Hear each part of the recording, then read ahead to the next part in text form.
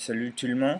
Aujourd'hui, je vais vous expliquer Le Choriste. C'est un film français de 2012 qui est directé par Christophe Barretier. Comme vous pouvez vous assumer par le titre, Le Choriste c'est un film sur musique. En fait, c'est juste la façon que le film commence.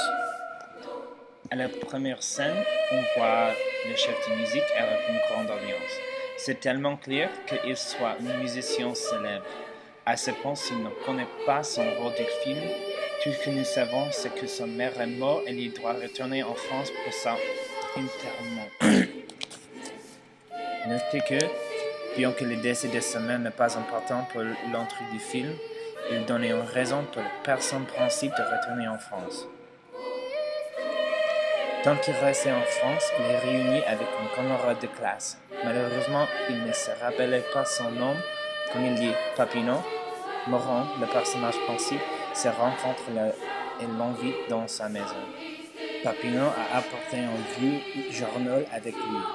Bien qu'il lise, finalement on commence le vrai début du film. Ils lisent le journal et retournent dans leur jeunesse.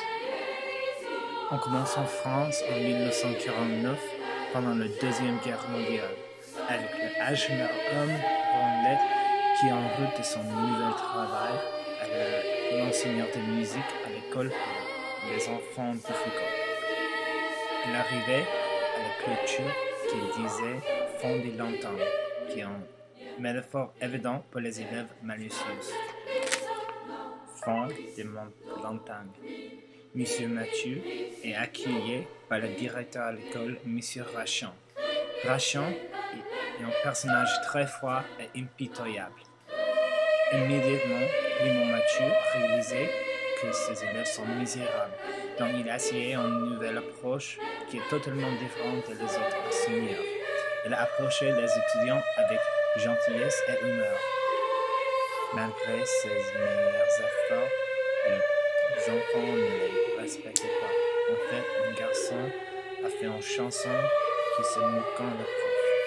Mais dans son espoir, il s'est rendu compte que ses élèves touchantes. Comme il est frappé par la foudre, il a commencé à crier en chorale. Il a séparé les garçons à les étapes soprano, alto, baryton, etc.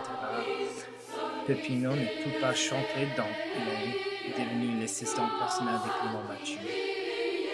Boran Mourant a refusé de chanter parce qu'il ne donnait pas la confiance à la nouvelle matrice. Mais un jour, M. Clément Mathieu a le trouvé chantant.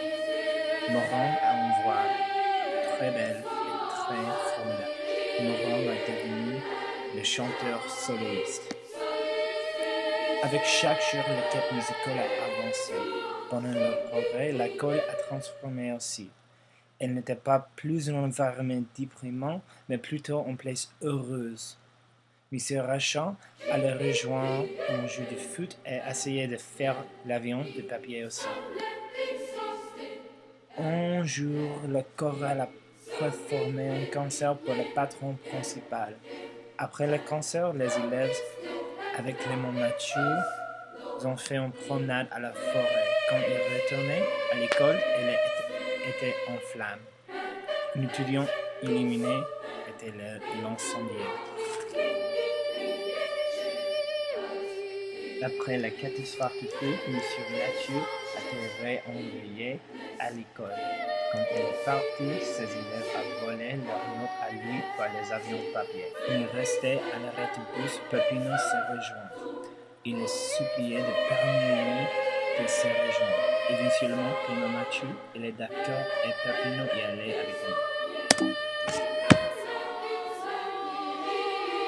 À la fin, nous découvrons que M. Mathieu a trouvé une bourse pour Moran d'étudier à un conservatoire à Lyon. Dès le début, on connaît que Moran a le grand succès musical et on découvre que sa fortune est à grâce de Clément Mathieu, le professeur qu'il déteste. Pour moi, il semble que c'est un film par succès. Pour Clément Mathieu, c'est un personnage qui s'est considéré un échec. Il a trouvé son succès à ses élèves. Pour Peppino, il a fini ses recherches pour une famille, et pour Moran, il devient un musicien professionnel. Je suppose que tu sais bien qui ça fait bien. Pour moi, c'était un film trop prévisible. Je regardais beaucoup de films par les enfants du ghetto qui reçoivent une nouvelle au cinéma. Après le pauvre gagner leur respect et essayer de leur donner une nouvelle raison d'être. Comme Take the Lead avec Antonio Banderas, Sister Act 1 et 2 avec Whoopi Goldberg et Freedom Rider avec Hilary Swank. Inutile de dire, l'intrigue n'est pas très originale. Le film était lent depuis le début. Il manquerait l'action et le drame même. Pour moi, j'ai les difficultés de faire une connexion avec le personnage. Selon moi, c'était un film qui réchauffe le cœur et qui manque d'originalité. Au revoir.